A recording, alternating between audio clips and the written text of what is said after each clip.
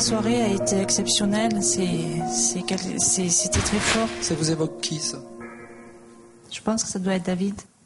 Quelqu'un de proche de vous? C'est mon fils. Un fiston? Je sens comme un toucher à la tête. Il a eu quelque chose à la tête, madame. Le choc il a eu un accident de voiture. Oui, enfin, le choc était crânien en même temps, parce que j'ai un choc violent frontal en même temps. Vous voyez? Oui. C'est ce que l'esprit me fait comprendre et ressentir. Mais il y a à côté de lui, madame, un autre jeune en même temps. C'est son copain qui s'est tué en moto il n'y a pas longtemps. Voilà, parce qu'il y a un autre jeune, un ami à lui, qui est à côté de lui. Je les vois apparaître ensemble, madame. Il me dit, je l'ai retrouvé. Tout à fait. Youssef, Joseph, c'est qui ça aussi? Ce sont des amis qu'il avait, oui. D'accord, il pense à ces personnes-là aussi. Le message, rien que d'en parler, ça fait froid. C'est un moment émouvant. C'est un moment qu'on ne peut pas oublier, qu'on l'a dans la mémoire en permanence.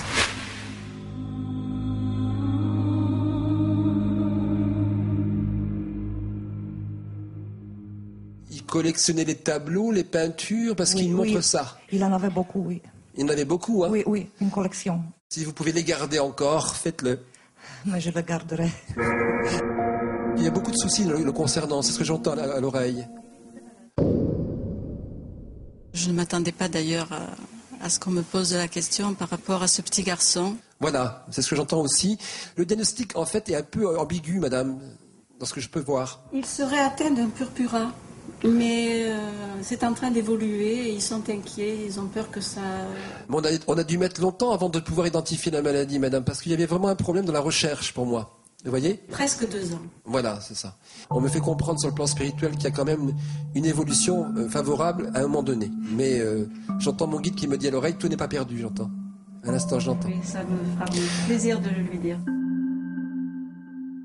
Il a fait de la moto à une époque, parce qu'il se montre avec une moto. Oui, il est mort en moto d'ailleurs. Ah d'accord, ok, donc c'est bien lui, vous voyez, parce qu'il me montre bien cette moto avec lui là, et il la montre bien, il la restitue pour faire comprendre. Et donc il me montre bien comment il est parti. Mais il me dit à l'oreille, j'ai bien vécu, il me dit, et après, bon, pas ce qu'il me dit. Et c'est très impressionnant, en plus il a prononcé des paroles que mon ami m'avait déjà dites. Voilà. Donc de leur entendre de sa bouche, je sais que c'est vraiment ce qu'il pensait, ce qu'il avait dit. Donc c'est vraiment très très impressionnant. Est-ce que vous-même ou votre époux travaillez dans une usine à une époque, dans une industrie? Non. Pourquoi je vois ça? Ça vous évoquerait quoi? Est-ce que par rapport à une activité, quelqu'un a eu affaire à une industrie, quelque chose comme ça, une usine? Quelqu'un dans sa famille ou votre grand-mère proche d'elle, de vous? Moi je vois ça en image. On dirait des usines de voitures, de véhicules. Ah, mon mari voulait travailler, oui. Mon mari a failli travailler chez Peugeot ou chez Renault à Paris. Voilà. Quand il était jeune. Et c'est quelqu'un qui aime beaucoup l'automobile, les circuits automobiles. Et... Vous voyez, donc il est marqué par ça. Oui. Qui, Dominique? C'est qui ça, Dominique? Dominique, c'est un cousin germain à moi. Mais vous le voyez de temps en temps, c'est quelqu'un de proche quand même?